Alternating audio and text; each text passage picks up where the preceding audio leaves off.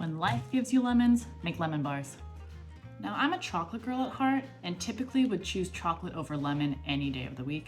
However, these bars are an exception to that rule. So if you like lemon, go make them right now.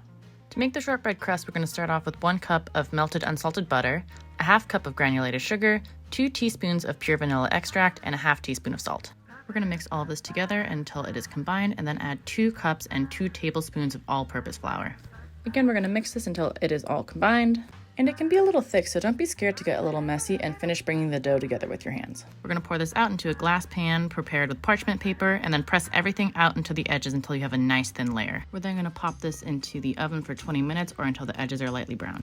While the crust bakes, we can move on to our filling. Easily the hardest part about this recipe is just squeezing the lemon juice. If you do not have some sort of juicer, go buy one. It will make your life so much easier. Now for the filling, we're going to sift 2 cups of sugar and 6 tablespoons of flour into a medium-sized bowl just to make sure we don't get any lumps in there. You can probably skip this step if you want to, but it definitely doesn't hurt. Next, we're going to add 6 large eggs to this mixture. Pro tip, if your recipe calls for room temperature eggs and you either forget or are making the recipe last minute, all you have to do is put them in a bowl of warm water and they will warm right up and it's much faster. Next, we're going to take our cup of freshly squeezed lemon juice and whisk it into the rest of the mixture, making sure everything is well combined, and then set it aside. Then we're going to take our partially baked crust out of the oven and using a fork poke holes all over the top, but not so far down that you actually hit the bottom of the pan. This is supposed to help your crust and filling actually stick together when you bake it, and so far it's worked for me.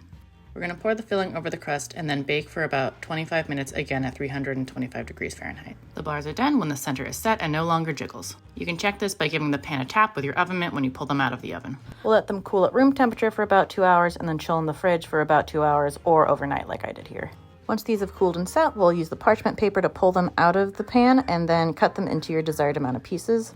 I chose to cut these into 24, but you can do more or less depending on how many people you're trying to serve. Last but not least, we'll give our finished lemon bars a generous dusting of powdered sugar, and now we finally get to taste them. Again, these might be one of my favorite non-chocolate things to bake. The crust is buttery and the filling is the perfect balance of sweet and sour, and they really do just feel like you're eating a little bite of happiness. Let me know if you bake these. Bye!